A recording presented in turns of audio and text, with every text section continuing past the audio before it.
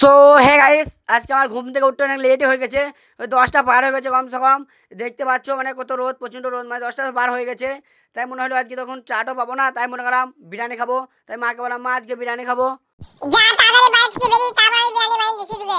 তারপর আর কি, আমি তাড়াতাড়ি বাড়ি থেকে বেরিয়ে গেলাম। বাড়ি থেকে বেরোলে কি হবে, আমি তো বিরিয়ানি খেতে পাচ্ছি। তাখানে ঘোরাফেরা করছিলাম, আর এই ভাইরা ফ্রি ফায়ার খেলছিল। তো এদের সাথে আমি হালকা খানিক ফ্রি ফায়ার খেতে চলে এলাম, মানে টাইম পাস করে নিচ্ছি। আর এখন তো বাইরে আমাকে ঢুকতে দিচ্ছে না, তোমরা তো শুনলা এখন কি বললো। তারপর আমি খানিকক্ষণ গেম খেলে পালিয়ে গেলাম, কারণ এখন 12টা বেজে গেছে। আর আমাকে গা ধুয়ে পড়া করতে যেতে হবে। তা আমি গাও ধুয়ে নিলাম, পাঞ্জাবি উঠে পরে নিলাম। এখন আমি মসজিদ যাবো পড়া করতে। তারপর আমি মসজিদ চলে এলাম আমাদের কোরআন শরীফগুলো নিয়ে। আর আমার সাথে আমার একটা বন্ধু আছে, এও পড়া করবে আমার সাথে। আর আমি এখন উপরে উঠছি পড়া করার জন্য। আমি এখন উপরে চলে এসেছি ফাইনালি। এবার আমরা এখানটায় পড়া করবো আর কি। আমি এখন পড়া করবো গাইস। তারপর আমি 20 মিনিটের মতন পড়া করে নিলাম। এবার আমাদের পড়া করা হয়ে গেছে। এবারে একটা মানে বেজে গেছে, তাই আর পড়বো না। এবার জোহরের নামাজটা আমাদের পড়তে হবে। আর আর খানিকক্ষণ পড়ছে, তারপর আমরা চলে যাব জোহরের নামাজ পড়ার জন্য। এবার আমি জোহরের নামাজ পড়ে বাড়ি চলে এসেছি।